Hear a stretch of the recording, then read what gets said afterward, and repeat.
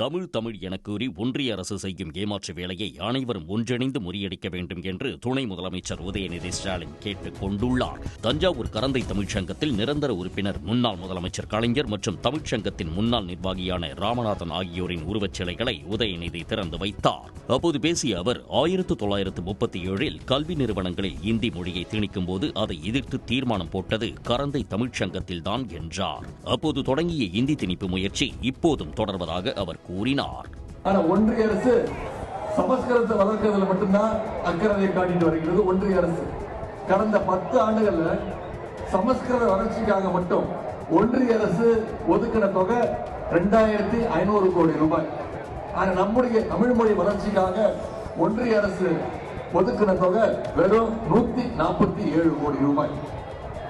தமிழ்னு சொல்லி இன்னைக்கு மக்களை ஏமாற்றுகின்ற வேலையை ஒன்றிய அரசு செய்து வருகின்றது. அந்த ஏமாற்று வேலைகளை எல்லாம் நாம் அனைவரும் ஒன்றிணைந்து முறியடிக்க வேண்டும். சமஸ்கிருதத்தை வளர்ப்பதில் மட்டுமே ஒன்றிய அரசு அக்கறை காட்டி வருவதாகவும் உதயநிதி ஸ்டாலின் குற்றம் சாட்டினார்.